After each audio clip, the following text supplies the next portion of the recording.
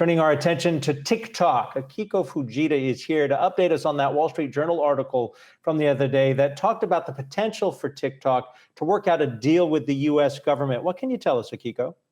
Yeah, so Adam, this is a story that came out yesterday from the Wall Street Journal, specifically saying that talks of avoiding a full sale have picked up over the last few weeks. Now, let's kind of backtrack and talk about what this whole process is, because the fact that ByteDance is having a conversation with the U.S. government is not entirely a surprise. As part of the overall CFIUS review, which sort of set all of this acquisition talk in motion, the company at question can approach the U.S. government to try and find some kind of resolution that would mitigate the concerns over national security risks.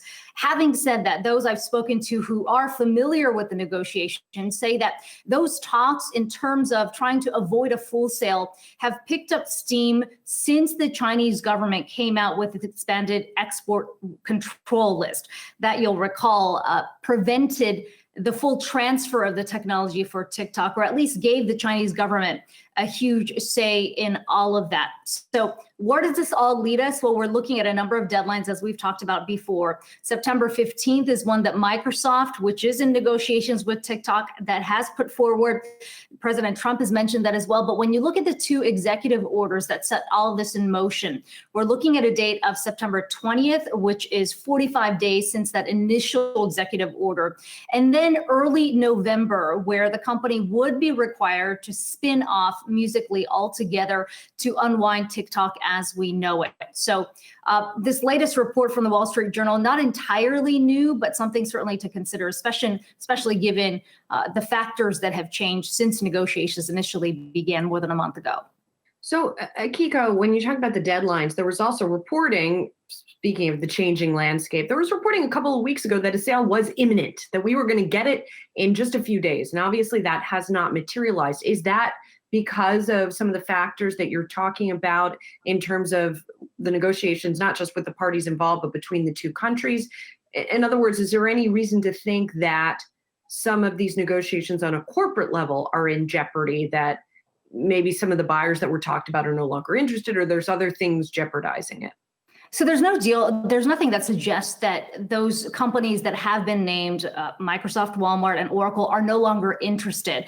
Now, those reports of a deal being imminent came before the Chinese government expanded that export control list, which essentially said that the Chinese government would need to sign off on any kind of transfer of technology. So any discussion that was there in place before about obtaining the algorithm, obtaining the technology that is at the heart of this app, that all came to a halt as a result of the Chinese government's actions. And that's really changed up the dynamic of the discussions at hand right now. At the center, or at the core of all of this, though, is still the concern about the data that's being collected on TikTok users. The U.S. government has raised these concerns before, saying they believe that some of that data can be passed on to the Chinese government. TikTok has come forward and said, look, we restore all of that data on U.S. servers with a backup in Singapore. So a lot of these discussions with the U.S. government that we're now hearing about could center around those central concerns about data.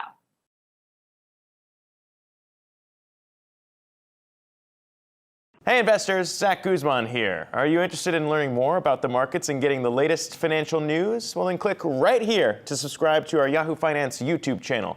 Get the latest up-to-the-minute market analysis, big interviews in the world of finance, and information on how to manage your money every day wherever you are.